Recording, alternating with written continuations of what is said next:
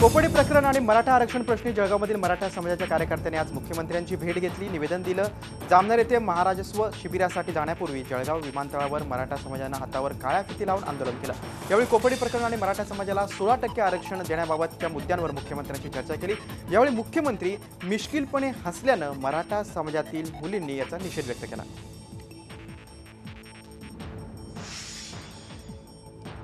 भाजपचे ज्येष्ठ नेते आणि माजी महसूल मंत्री एकनाथ खडसे यांनी मुख्यमंत्र्यांची जळगाव विमानतळावर जाऊन भेट घेतली। यावेळी खडसे समर्थक खासदार ए.टी. पाटील, आमदार संजय सावकारे, सुरेश भोळे हे देखील खडसेंसोबत विमानतळावर उपस्थित होते। मात्र मुख्यमंत्र्यांच्या जामनेरमधल्या कार्यक्रमाकडे एकनाथ खडसेंनी पाठ फिरवली। शनिवारी जळगावमध्ये झालेल्या जिल्हा भाजप पदाधिकाऱ्यांच्या बैठकीत खडसे आणि महाजन समर्थक आमने सामने आले होते। मुख्यमंत्र्यांच्या कार्यक्रम पत्रिकेत खडसेंचं नाव खाली लिहिलं गेल्यामुळे चिडलेल्या खडसे समर्थकांनी ती बैठक उधळून लावली होती। रत्नागिरी जिल्ह्यातल्या चिपळूणमध्येही मराठा क्रांती मूक मोर्चाचं वादळ पाहायला मिळालं। पवन तलाव मैदानात छत्रपती शिवाजी महाराजांच्या पुतळ्याला पुष्पहार घालून मोर्चाला सुरुवात झाली। या मोर्चाला मराठा समाजाची प्रचंड गर्दी पाहायला मिळाली। त्यात महिला आणि तरुणांची संख्या लक्षणीय ठरली। या मोर्चात नेते मंडळी देखील सहभागी झाले होते। भास्कर जाधव, विनायक राऊत, राजन साळवी या नेत्यांनी या मोर्चात सहभाग घेतला। मोर्चाच्या पार्श्वभूमीवर मुंबई गोवा महामार्ग चिपळूण इथं वाहतुकीसाठी बंद ठेवण्यात आला होता। मोर्चाची सांगता झाली। मोर्चाच्या पार्श्वभूमीवर कडेकोट पोलीस बंदोबस्त ठेवण्यात आला होता। आज या मोर्चाद्वारे आमचं मागणी आहे की आज गरिबीमुळे आमच्या शेतकऱ्याच्या मुलाला शिक्षण घेता येत नाही। त्याला या बदलत्या काळाला सामोरं जाण्यासाठी, या स्पर्धेच्या युगात टिकून राहण्यासाठी शिक्षणात आरक्षण द्या। आपण बघितलं, आपण इथे सारे जमलोय। कोपर्डीमध्ये जो बलात्कार झाला, त्या अत्याचारी गुन्हेगारांना, त्या नराधमांना फाशी झालीच पाहिजे आणि असे गुन्हे करणाऱ्या नराधमांना ही फाशीच झाली पाहिजे। ठाण्यात मराठा क्रांती मूक मोर्चाला मराठा समाजाच्या नागरिकांनी प्रचंड गर्दी केली होती। 3 हात नाक्यापासून या मोर्चाला सुरुवात झाली।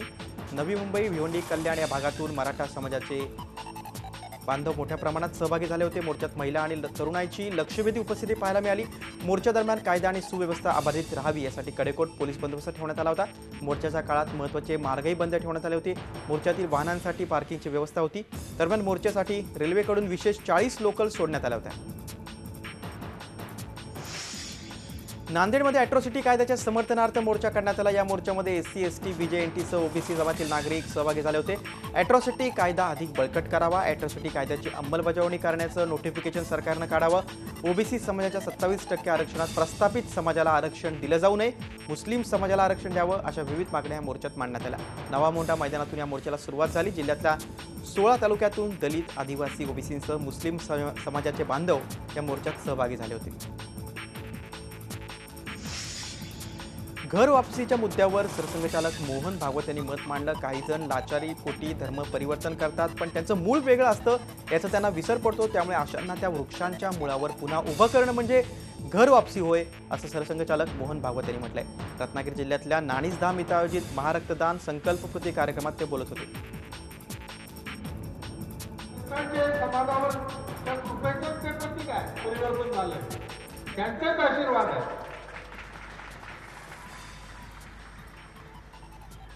परंतु अपेक्षा पूर्ण करायची असेल तर तो प्राण समाजात उत्पन्न करावा लागेल। कारण तंत्रात राज्यात जाणारे लोक जातात कुठून? समाजातून जातात। अपेक्षा पूर्ती होईल, थोडा वेळ लागेल।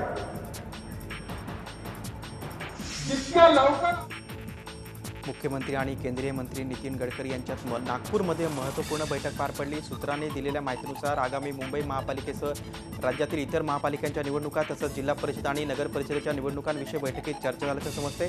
बैठकीत शिवसेनेसोबतच्या युतीवर देखील चर्चा झाल्याचं समजते। सुमारे 2 तास चाललेल्या बैठकीमध्ये ऊर्जा मंत्री चंद्रशेखर बावनकुळे, राज्यसभा खासदार अजय संचेती, विकास महात्मे यांच्यासह भाजपचे काही आमदार आणि पदाधिकारी उपस्थित होते। पक्षाच्या येणाऱ्या दिवसांमधल्या कार्यक्रमाच्या संदर्भात काय आपल्याला धोरण घ्यायचे आहे या संदर्भामध्ये सर्वांची चर्चा झाली। महानगरपालिका नाही, विकासाचे सर्वच मुद्दे एकंदर चर्चेमध्ये होते। झालेल्या कामाचा आढावा, होणाऱ्या कामांचा आढावा, काय आपण म्हटलं होतं त्या सगळ्या गोष्टींचा आढावा आम्ही या दरम्यान घेतला आहे।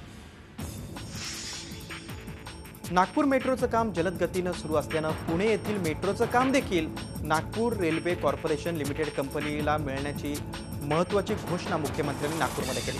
राज्य शासन तसंच नागपूर मेट्रो रेल्वे कॉर्पोरेशन लिमिटेडनं शनिवारी चीन रेल्वे रोलिंग स्टॉक कॉर्पोरेशन कंपनीसोबत मेट्रोचे डबे तयार करण्यासाठी करार केला. त्यासंबंधी आयोजित कार्यक्रमात ते बोलत होते. मुख्यमंत्री 170 किलोमीटरचे मेट्रो रेल्वेचं नेटवर्क राज्य शासन तयार करीत असल्याचे त्यांनी नमूद केलंय. मागील सरकारनं केवळ 10 किलोमीटरचं काम केल्याचं त्यांनी सांगितलंय. उर्वरित 160 किलोमीटरचं काम आम्ही करतोय. त्यामुळे 80 लाख लोक प्रवास करू शकतील. जे एवढ्या वर्षात झालं नाही ते 2 वर्षात झालं असा टोलाही यावेळी त्यांनी विरोधकांना लगावला. काँग्रेस आणि भाजप हे दोन्ही पक्ष आपले शत्रू नंबर 1 असल्याचं विधान विदर्भवादी नेते ॲडव्होकेट श्रीहरी अणे यांनी केलं. आगामी नगरपालिका निवडणुका वेगळ्या विदर्भाच्या मुद्द्यावर लढवण्यासंदर्भात कार्यकर्त्यांशी चर्चा करण्यासाठी ॲडव्होकेट अणे आज अकोल्यात आले होते. या निवडणुकीत अणे यांचा विदर्भ राज्य आघाडी हा पक्ष आपले उमेदवार उभे करतोय.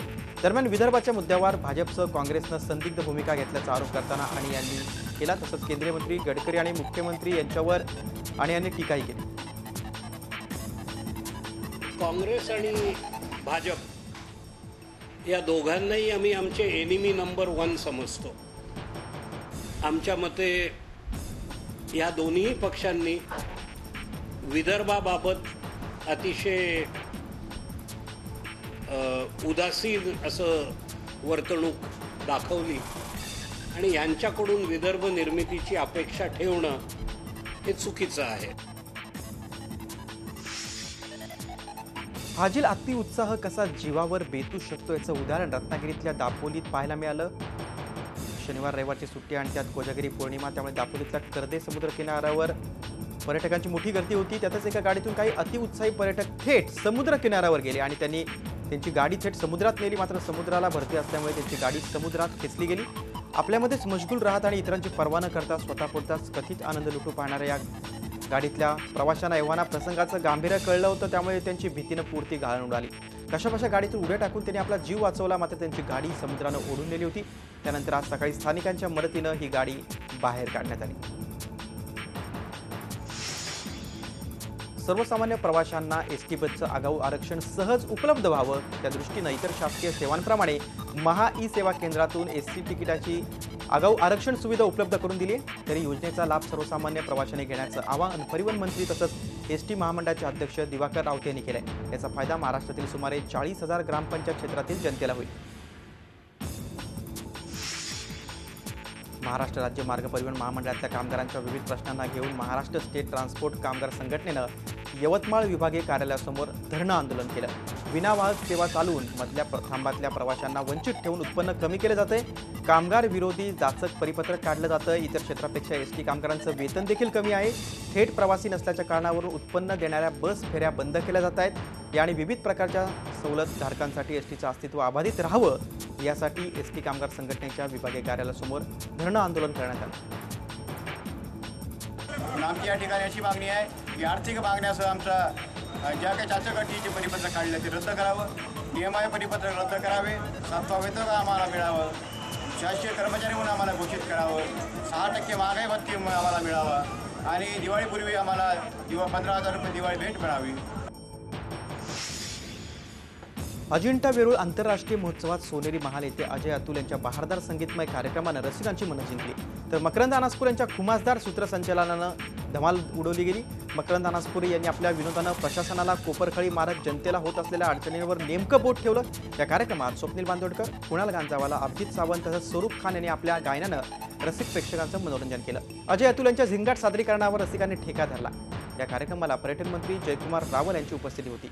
आज या महोत्सवाचा 3रा दिवस असून अदनान सामी आणि कुनिका कपूर यांच्या सादरीकरणानं या महोत्सवाची सांगता होईल. ऐन दिवाळीच्या तोंडावर पेट्रोल आणि डिझेलच्या किमतीत वाढ झाली. पेट्रोल प्रति लिटर ₹1.34 तर डिझेल प्रति लिटर ₹2.37 महागले. मध्यरात्रीपासून हे नवे दर लागू झालेत. या महिन्यातली ही 3री दरवाढ आहे. पेट्रोल आणि डिझेल हे दोन्ही सरकारनं नियंत्रणमुक्त केलंय. आंतरराष्ट्रीय बाजारातील किमतीचा आढावा घेऊन हे दर सतत कमी जास्त होत आहेत. ऐन दिवाळीच्या तोंडावर झालेल्या डिझेल दरवाढीमुळे महागाईवर परिणाम होण्याची शक्यता आहे. बदलापूरमधील तालुका क्रीडा संकुलाच्या मैदानावर गृहसंकुलाचं प्रदर्शन भरवल्यामुळे या क्रीडा संकुलाची मोठी दुरावस्था झाली होती. क्रीडांगणावर प्रचंड कचरा पडला होता. या संदर्भात झी मीडियानं वृत्त दाखवलं. झी मीडियाच्या वृत्तानंतर प्रशासनाला खडबडून जाग आली आणि शनिवारी सकाळपासून मैदानाच्या साफसफाईला सुरुवात झाली. गृहसंकुल प्रदर्शनामुळे हे मैदान खेळाडूंसाठी 15 दिवस बंद करण्यात आलं होतं। संपूर्ण मैदानात मोठमोठे खड्डे खोदण्यात आले होते। अवजड वाहनांमुळे मैदानात ठिकठिकाणी खड्डे पडले होते। तसंच मैदानात मोठ्या प्रमाणात कचरा टाकला होता। हे मैदान स्वच्छ करण्यासाठी खेळाडूंनी अनेकदा तक्रारी केल्या होत्या, मात्र त्याचा काही उपयोग होत नव्हता। मात्र झी मीडियाच्या एका दणक्यानं प्रशासनाची झोप उडाली आणि मैदानाची साफसफाई सुरू झाली। चॉकलेटमधून गुंगीचं औषध देऊन आश्रम चालकानं एका 20 वर्षीय तरुणीवर बलात्कार केला। शनिवारी हा संतापजनक प्रकार उघडकीस आला। रमेश चव्हाण असं या आरोपीचं नाव आहे। त्रिवेणीनगरमधल्या ओम या इमारतीमध्ये चव्हाण याची सिद्धशक्ती कुंडलिनी मेडिटेशन संस्था आहे। इथे तो आयुर्वेदिक उपचार देखील करतो। देशात आणि परदेशात अनेक ठिकाणी त्याच्या संस्था आहेत। 21 सप्टेंबर रोजी पीडित तरुणी त्याच्या संस्थेत गेली होती। त्यावेळी त्याने चॉकलेटमधून गुंगीचं औषध देऊन तिच्यावर अत्याचार केला। पीडित तरुणीनं निगडी पोलीस ठाण्यात फिर्याद दाखल केली। पोलिसांनी या भोंदू बाबाला ताब्यात घेतलंय। तळेगाव दाभाडे नगर परिषदेचे माजी नगराध्यक्ष सचिन शेळके यांची गोळ्या झाडून आणि वार करून हत्या करण्यात आली। शेळके हे तळेगाव स्टेशन रस्त्यावरील खाणके पेट्रोल पंपावर आलेले असताना अज्ञातांनी त्यांच्यावर गोळीबार केला। त्यानंतर तीक्ष्ण हत्यारांनी वार करून त्यांची हत्या केली। त्यानंतर घटनास्थळावरून हल्लेखोरांनी पळ काढला। तळेगाव दाभाडे पोलिसांनी याबाबतची माहिती मिळताच घटनास्थळावर धाव घेतली, मात्र शेळके यांचा जागीच मृत्यू झाल्याचं पोलिसांनी सांगितलं। ही हत्या राजकीय वारातून किंवा जमिनीच्या खरेदी विक्रीतून झाली असावी असा अंदाज पोलिसांचा आहे। रत्नागिरी जिल्ह्यातील लोटे MIDC मधील नंदादीप नावाच्या केमिकल कंपनीत स्फोट होऊन एका कामगाराचा मृत्यू झालाय। महेश शिंदे असं या कामगाराचं नाव आहे। कंपनीच्या निष्काळजीपणामुळेच हा स्फोट झाल्याचा आरोप होतोय।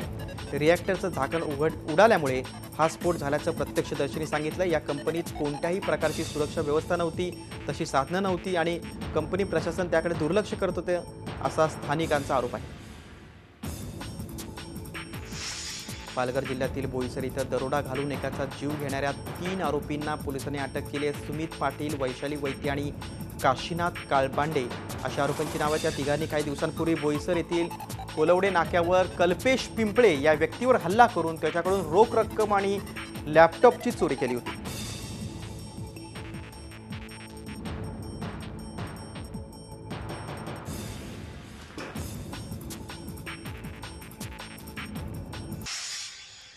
निर्माता दिग्दर्शक अनुराग कश्यपनं पंतप्रधान नरेंद्र मोदींवर टीका केली आहे। ट्विट करून अनुरागनं मोदींवर हल्लाबोल केलाय। पाकिस्तानात जाऊन पंतप्रधान नरेंद्र मोदींनी नवाज शरीफ यांची भेट घेतली होती। त्या भेटीप्रकरणी अद्याप मोदींनी माफी का मागितली नाही असा सवाल अनुरागनं या ट्विटमधून उपस्थित केलाय। अनुराग कश्यपच्या या ट्विटमधून ट्विटरवर मधुर भांडारकर आणि अशोक पंडित यांनी टीका केली। गोव्यात भरलेल्या 8व्या ब्रिक्स परिषदेमध्ये पंतप्रधान नरेंद्र मोदी यांनी पाकिस्तानवर जोरदार हल्लाबोल केलाय। शेजारील देश दहशतवादाचा गड असून दहशतवाद्यांना तिथं प्रोत्साहन मिळत असल्याची टीका मोदींनी केली। वाढता दहशतवाद जगासाठी धोकादायक असून ब्रिक्स देशांनी एकजुटता दाखवणं गरजेचं असल्याचं त्यांनी म्हटलं। ब्रिक्स परिषदेच्या दुसऱ्या आणि शेवटच्या दिवशी मोदींनी विविध देशांच्या राष्ट्रप्रमुखांची भेट घेतली। गोवा ब्रिक्स परिषद भविष्यासाठी दिशादर्शक ठरल्याचं प्रतिक्रिया मोदींनी परिषदेच्या समारोपानंतर व्यक्त केली।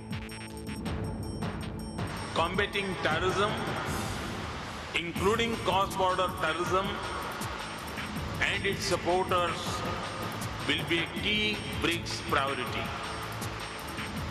We will also work closely to fight tax evasion, black money and corruption. गोव्यात सुरू असलेल्या ब्रिक्स परिषदेमध्ये पंतप्रधान नरेंद्र मोदी आणि चीनचे राष्ट्राध्यक्ष शी जिनपिंग यांच्यामध्ये चर्चा झाली। या चर्चेमध्ये जिनपिंग यांनी दहशतवाद तसंच NSG सदस्यत्वाबाबत चर्चा केली।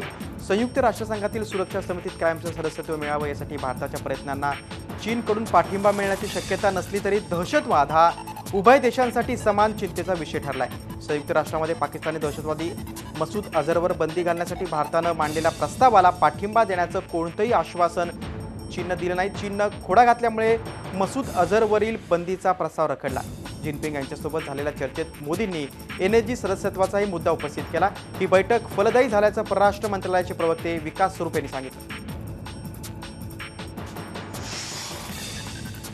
नोएडाच्या हिंडन विहारमध्ये फ्लॅट क्रमांक 102 मधून 3 संशयितांना ताब्यात घेण्यात आलं। इतर तिघांना देखील पोलिसांनी पळून जाताना पकडलंय। ATSला याबाबत काही दिवसांपासून माहिती मिळाली होती, पण दिल्लीतल्या अशा उच्चभ्रू वस्तीत नक्षलवाद्यांनी आपला अड्डा बनवलाय ही मोठी गंभीर बाब आहे। अटक केलेल्यांमध्ये रणजित पासवान उर्फ संतोष असं एकाचं नाव आहे. संतोष बिहार आणि झारखंड पट्ट्यातला मोठा नक्षल कमांडर आहे. त्याशिवाय पवन झारखंड, सचिन कुमार, कृष्णा कुमार, सूरजपुत्र तेजपाल आणि आशिष सारस्वत अशी अटक केलेल्यांची नावं आहेत. हे सर्वजण बॉम्ब बनवण्यात तज्ज्ञ असल्याचं कळतंय. दिल्ली NCR भागात मोठा घातपात घडवण्याचा त्यांचा प्रयत्न होता. त्यांच्याजवळून 6 पिस्टल आणि 50हून अधिक कारतुसं जप्त करण्यात आली. काश्मीरमध्ये बंदचा 100वा दिवस आहे. दहशतवादी बुरहान वानीच्या खात्म्यानंतर काश्मीरमध्ये हिंसाचार पसरला. हा हिंसाचार रोखण्यासाठी जम्मू काश्मीरमध्ये संचारबंदी लागू करण्यात आली. काही भागात ही संचारबंदी उठवण्यात आली असली तरी काही भागात अद्यापही तणावाचं वातावरण आहे. त्यामुळे या भागात संचारबंदी कायम आहे. या 100 दिवसात काश्मीरमध्ये 91 जणांचा मृत्यू झाला.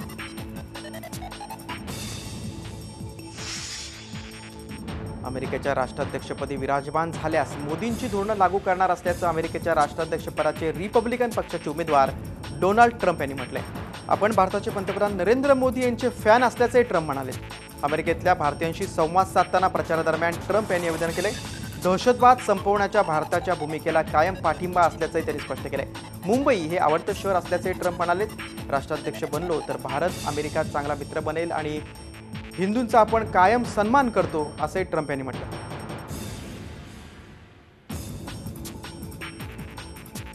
I look forward to working with Prime Minister Modi, who has been very energetic in reforming India's bureaucracy. Great man. I applaud him for doing so, and I look forward to doing some serious bureaucratic trimming right here in the United States. Believe me, we need it also. झी 24 तास रहा एक पाऊल पुढे.